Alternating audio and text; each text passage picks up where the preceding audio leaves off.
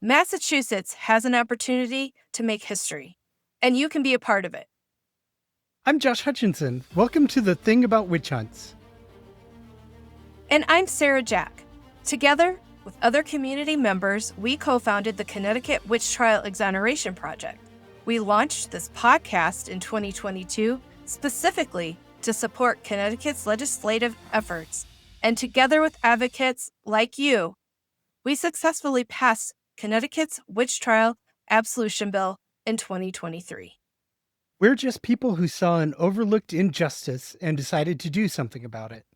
And now Massachusetts needs that same energy.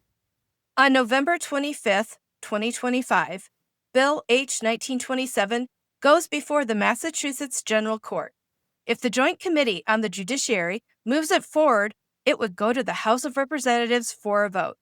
Otherwise, this bill dies. This bill will exonerate the 8 people convicted of witchcraft in Boston and recognize everyone else who suffered accusations across Massachusetts. Between 1648 and 1693, more than 200 people were formally charged with witchcraft in Massachusetts. Only 31 from Salem have been cleared, the rest forgotten until now. Here's ultimately why this matters. Witch hunts are still happening today. People around the world are still being accused, attacked, and killed over witchcraft accusations. When we stand up for these historical victims, we're also standing against witch hunts happening right now. We need your voice to make it happen, and we're going to tell you all the reasons this is important and how you can help. Here's why this matters to you. Witch hunts didn't end in the 1600s, and we educate about that every week on this podcast. When we stand up for these historical victims, we're standing against that same pattern today, and we need your voice to make it happen. And you do have the power to act. H. 1927, an act exonerating certain individuals accused of witchcraft in colonial Massachusetts, needs your support. H. 1927, again, will receive a hearing by the Joint Committee on the Judiciary in the Massachusetts General Court at the State House on Tuesday, November 25th, 2025 at 10 a.m. And you can submit written testimony for that, or you can come up and show your support in person. We have information on how to submit that testimony in the show notes for you. So what is H. 1927? This bill, proposed by Representative Stephen Owens, whose district includes parts of Watertown and Cambridge, would exonerate 8 people convicted of witchcraft in Boston, not Salem, in Boston between 1648 and 1688, and would provide for a general clearing of everyone who was ever accused of witchcraft in colonial Massachusetts. That's over 200 people, like we've mentioned. So you have the power to get this to happen, and we're really looking forward to working with you. There's some steps this bill has to go through to survive, to pass and exonerate these innocent people. First, it needs to go through this Joint Committee on the Judiciary, then to the House, then to the Senate. Why do we need H. 1927? Well, there's a long history of exoneration in Massachusetts going back to the early 18th century. Through various bills passed by the Massachusetts General Court over the last several centuries, the Salem convicted have been cleared, as well as Giles Corey, who was pressed to death with stones for not agreeing to stand trial. So they've all been cleared, but the Boston have not. Not one of them has had their name cleared yet. I did have a great-grandmother that stood trial in Boston. That was Mary Hale. She wasn't convicted. I had a great-grandaunt, Elizabeth Morse, who was one of the 8 convicted that we're going to talk about. And like we're saying, witch trials didn't just happen in Salem in 1692 and 1693. It happened all around Massachusetts, from the western side of the state to the eastern seaboard. there were witch trials from 1648 to 1691. Massachusetts, Connecticut, New Hampshire, Vermont, Maryland, Virginia, everywhere has hunted witches. Like we said, Connecticut did pass an absolution bill. They also, in that bill, apologized for the witch trials. They're the only state that has done that to date for its witchcraft accusations. We have resources for you on all of this history that we're talking about, our websites, our podcast episodes, and the petition at change.org/witch trials has lots of information for you. So go check that out today.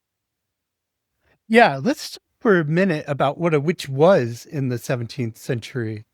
A witch was somebody who was in a diabolical covenant. They had signed a pact with the devil to serve him, usually for a period of some number of years, though he would trick them into staying for life, basically.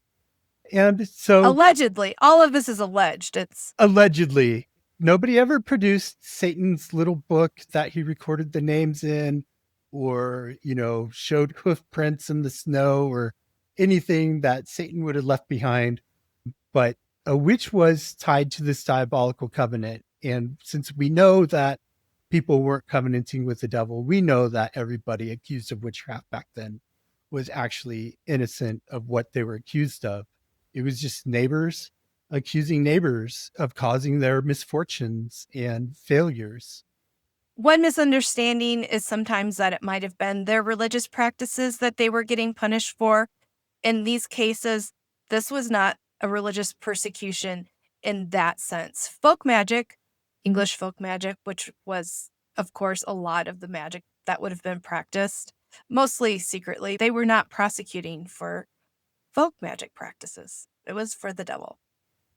Yeah, this is Christians prosecuting their fellow Christians. It's not outsiders. It's generally the Puritan Congregationalists accusing one another, and not people outside of their group. So you said there is a history of legislation in Massachusetts. Yeah, this legislation to clear the Salem accused, it's taken over 300 years to get everyone cleared up.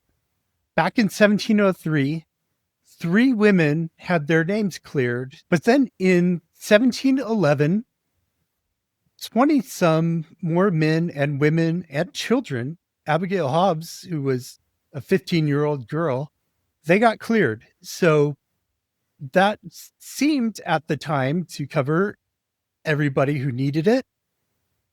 Fast forward from 1711, we're now in the 20th century, clearly in the middle of the 20th century. In about 1945, a man, a descendant of Anne Pudiator, brought some legislation before the Massachusetts General Court to clear her name and certain other persons who were convicted of witchcraft in Salem, but were not named in the bill, which didn't pass until 1957. So 12 years, this descendant led this effort and kept, going back to the general court. Will you pass this? Will you pass this? Will you pass this? And then they did. And that cleared her. It sounds like there is a pattern of them not taking these bills up.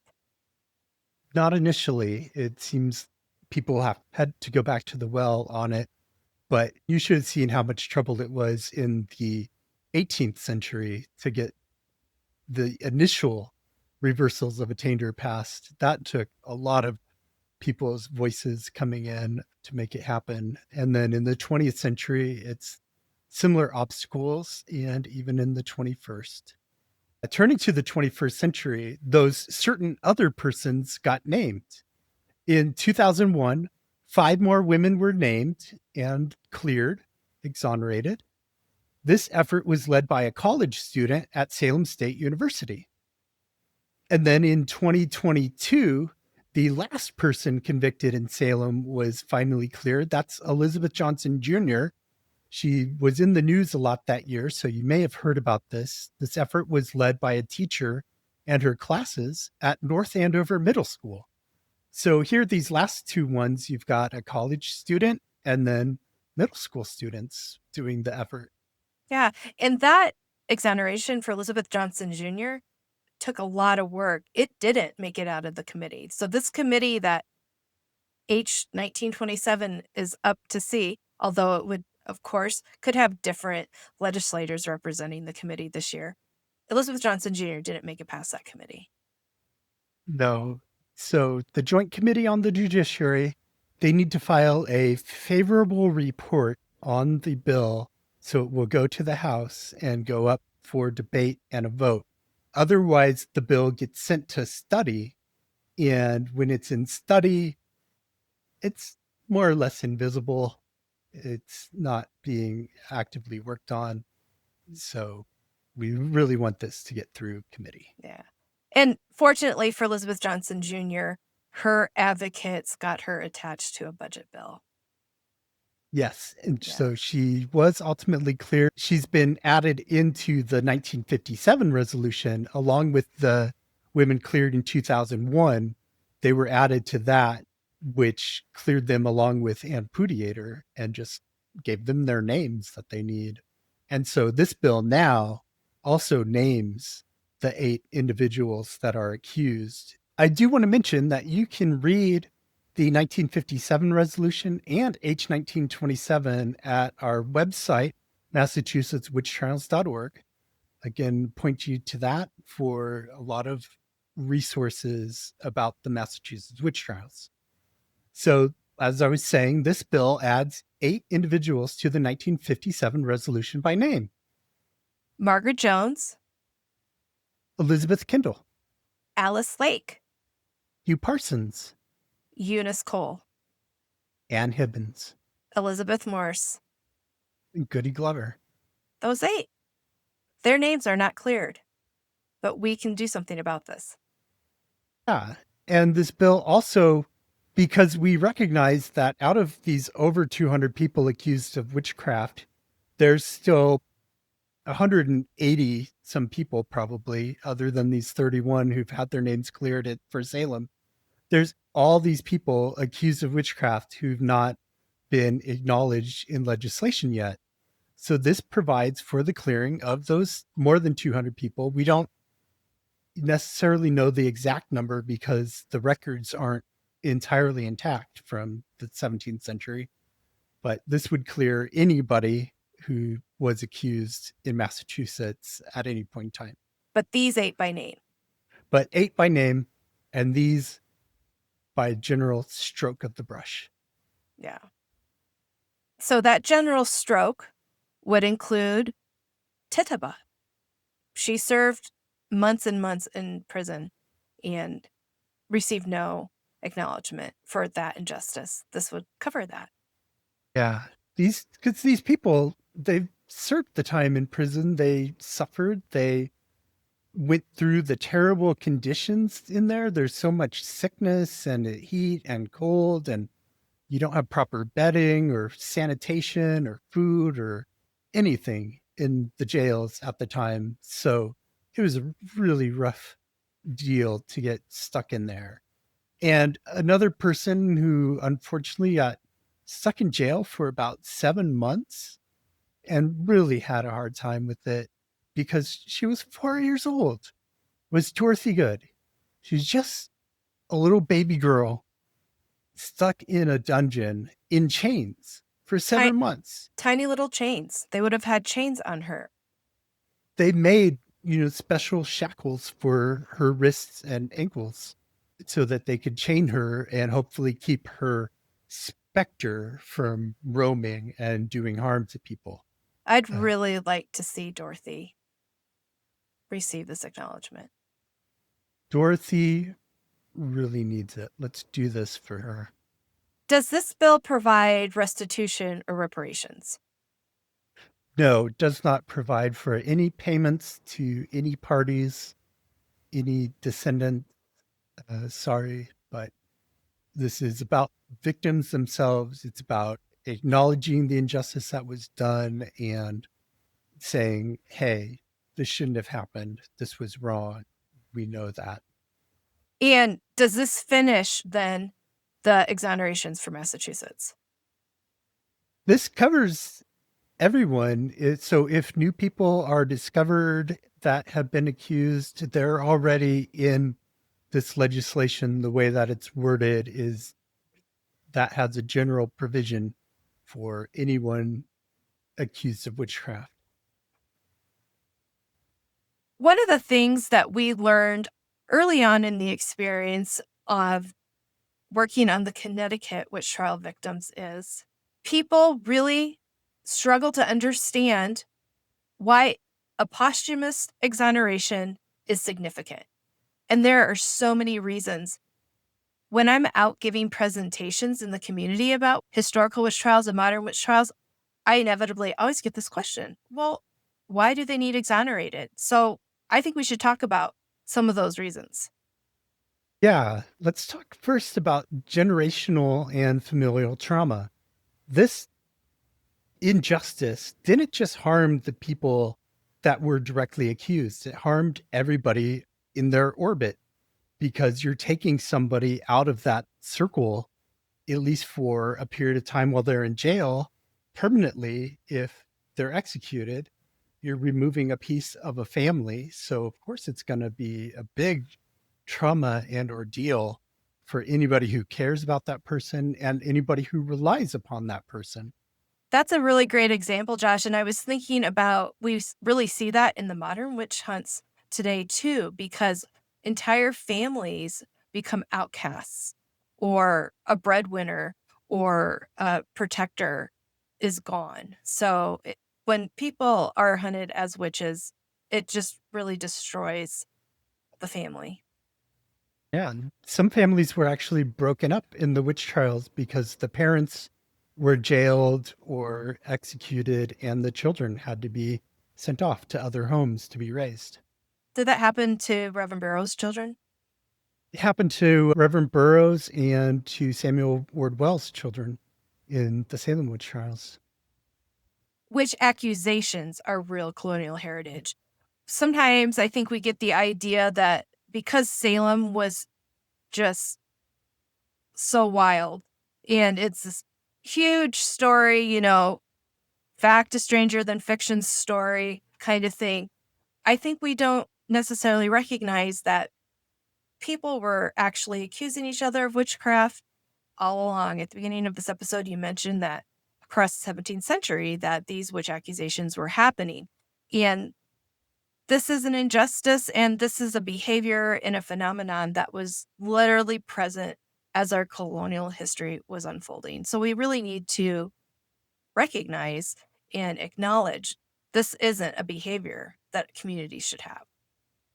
This was unjust. This was a miscarriage of justice. It was the definition. Now we actually, if you look in a dictionary at injustice, there might actually be a reference to the Salem witch trials because it's become synonymous with injustice and scapegoating, othering, oppressing people, and dehumanizing them. This is it. And the Boston convicted really experienced this othering, this dehumanization, this scapegoating. If you look at what we know about the women who were hanged, Governor Winthrop wrote very dehumanizing things about Margaret Jones. We know Anne Hibbins, the widow who was hanged, they were oppressing her. It was really hard to look at that history because those women were so vulnerable. And that's why they were victimized by witch trials. Yes. But those women themselves told us they were innocent and that they wanted justice.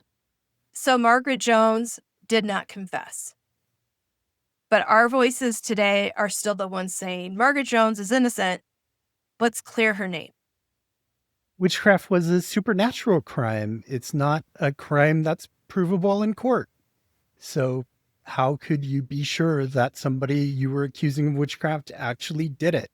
There were no eyewitnesses to any acts of witchcraft. There were eyewitnesses to specters.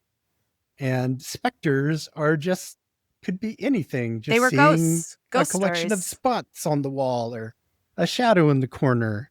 That could be anything. And this was the evidence that was used in a lot of these witch trials before and during Salem. In 2025, I would be shocked, and I am shocked all the time, but I would be shocked if someone tried to blame it on the devil today. But that was an excuse. And saying excuse might be a little harsh, but as a descendant, I look at that, I'm like, what an excuse. But they were trying to reconcile what they had done, and they were chasing the devil. Then they just believed, oh, we were also deluded by the devil. And that became part of their apology. And this apology, it doesn't need that. It shouldn't have that. I want their names cleared without blaming the devil. Yeah, we don't need to blame the devil. This was human action that caused these witch trials to happen. Humans that made every decision, every step of the way, and decided that they wanted to scapegoat their neighbors and eliminate them. And there was no good evidence used in the courts for these witch trials. There was hearsay from neighbors. There was a lot of conjecturing. There was the, hey, 18 years ago, I had an argument with this woman. And then 3 weeks later, one of my cows got sick kind of evidence. And the spectral that we talked about already, just seeing shapes and forms and saying that they were attacking you, is very weak evidence. There was no physical proof except for witches' marks and poppets. And witches' marks could have been any kind of a blemish on anywhere on your body. And a poppet is just a little doll that anybody could have had for any purpose. In the Boston cases, Margaret Jones was inspected and found to have this mark of the witch mark. It's a really vague description by the governor in his journals about her witch mark. And that just makes me so mad. And then, Goody Glover, they found this doll in her home. She had it in court. She was cleaning it off. It meant something to her. Now, she was Catholic. And sometimes when I'm thinking about her story, it could have represented something holy to her. It was not a devil doll for Goody Glover. Yeah. So let's set an example for others and for future generations. Let's avoid othering each other and scapegoating. The accounts and the records that we do have often show these coercive conversations that the magistrates were having with these cornered and accused women. And those who did confess were coerced. And do we still have to worry about confessions being coerced from innocent people today? We do. This is a way to stand against that. And this is a way to stand against accusing vulnerable people of crimes that they didn't commit, or in the case of witchcraft, crimes that they couldn't have committed. Fear drives witch hunts. Fear drove these witch hunts. We need to remind people to not act dangerously in fear towards the vulnerable and to seek out true reasons for misfortune and success.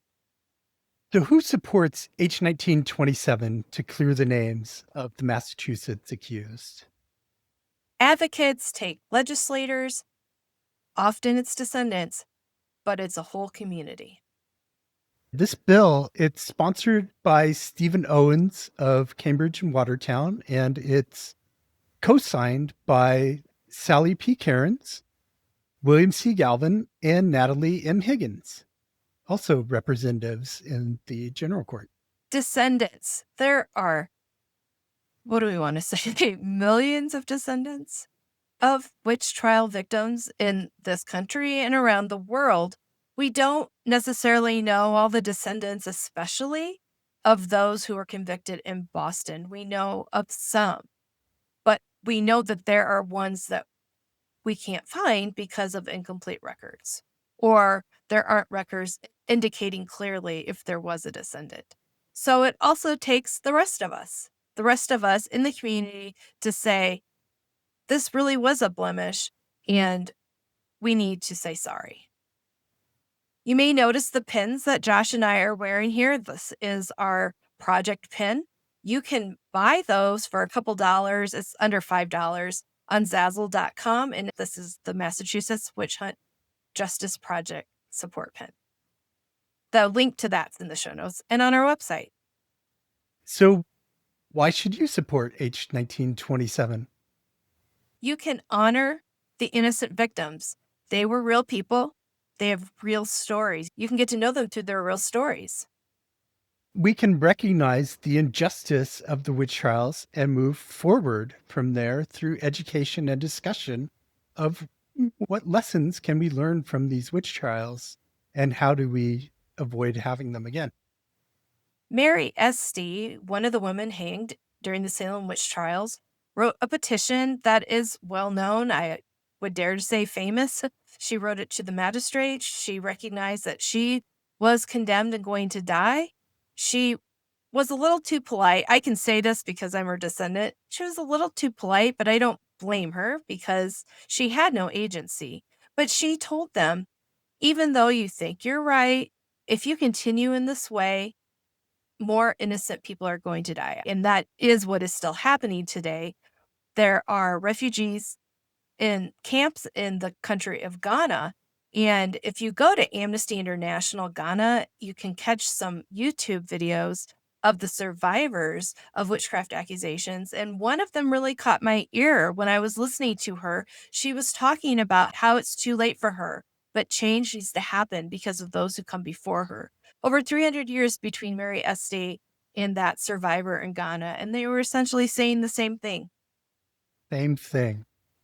And as Sarah's mentioning here, this is so relevant in today's world because there are modern victims of witch trials. There are modern victims of all kinds of injustice all around the world. We see this every day. In somewhere around the world, somebody is on the receiving end of injustice. They're being scapegoated, they're being othered, they're being prosecuted with little evidence. All these things we need to stop doing. Yeah, this effort is to take a stand against that injustice too. There's also an opportunity here to take a stand against misogyny. It was clearly a problem in the witch trials of the past. All 5 of the 5 people executed for witchcraft in Boston were women. And 75% of the people accused in the Salem witch trials were women. Overall, something like 80+% of Massachusetts victims were women. So women, women, women, and girls. It's also important to follow suit. Connecticut has absolved their known accused witches. They named 32 in their resolution. They did a complete sweep for who was known to have gone through this in the colony of Connecticut with that one bill. So Margaret Jones, Goody Glover, Ann Hibbins, Alice Lake, Elizabeth Morse, Hugh Parsons, Eunice Cole, they're the last ones. That group of convictions has not been addressed, and they're waiting for their turn. They are. We've seen this movement internationally as well to clear names and pardon and receive apologies for the witch trials because it was such a great, huge piece of our past and it hasn't been really addressed. We've kind of just run from it more than we have confronted. And so we have seen recently, though, apologies in Scotland by both the First Minister Nicola Sturgeon and the Kirk of Scotland, the church. They both gave apologies. And then down in Spain, in Catalonia, they pardoned hundreds and hundreds of people who were accused and prosecuted for witchcraft in the early modern period. Descendants who have ancestors who were in the witch trials, they want it. They want to see the names cleared of their ancestors. We mentioned earlier, I'll mention again, this is an opportunity to educate people about the witch trials, not just for the sake of learning the historical facts, but to learn how we can better our society today by not going through these cycles of moral panic and scapegoating. There's some great ways for you to participate. First, sign the petition. We're at almost 3,000 names right now, and I would love to see it hit 3,000 and just keep ticking past that, because I believe there's more than 3,000 people in this world who want to see Margaret Jones, the first woman in Massachusetts hanged for witchcraft, get an apology. You can do that at change.org/witch trials. So from anywhere in the world, you can sign that petition. And from anywhere in the world, you can submit written testimony. We know of people in other countries who have submitted testimony to the general court for this bill. And you can put that in. It could be very simple. Keep it pretty short, maybe 2 or 3 paragraphs. Talk about what this bill means to you and why it's important to you specifically. You don't have to use any of our reasons. You can use any reason that occurs to you that makes it important. And if you can say that in 2 sentences or 6 sentences, that's enough. Your support of the bill and your signature is going to make a difference. And we are going to have the information for how you submit written testimony in our show notes. It's also at the petition website, and it's at the Massachusetts Witch Trials website. So 3 places for you to go to find that information. Another thing that you can do right now is write or call your own legislator if you're in Massachusetts to ask them to support the bill and ask them to co-sponsor it. Yeah, there's room for more co-sponsors. When we worked on the exoneration in Connecticut, it was like over 25 co-sponsors on that bill by the time the bill was through. And it was bipartisan. People came across all political stances to support the Connecticut bill. I'd like to see that in Massachusetts too. So Massachusetts residents, email your representative, email your senator. I know it's easy. Jump on their website, send them a comment, ask them to sponsor this bill. You can visit our website for more information and for some history on the witch trials. At massachusettswitchtrials.org, you can find the information about the legislation. You can find a resources list of books, videos, and podcasts that talk about the Massachusetts witch trials, whether they were in Boston or Salem or anywhere else. And go to our Zazzle shop and order a button. Order 5 and pass them out. So here's what we're asking. Show up for these victims the way advocates showed up for Connecticut's victims. Sign the petition at change.org/witch trials. If you're in Massachusetts, contact your representative and senator. Tell them you support H 1927 and that they should co-sponsor the bill. We proved in Connecticut that regular people, descendants, history buffs, advocates who just care about justice can make change for good. We launched this podcast in 2022 to support that effort, and it worked. You don't need a PhD or a political title. You just need to care and be willing to speak up. These 8 people convicted in Boston are counting on us. They've waited centuries for Massachusetts to say, this was wrong.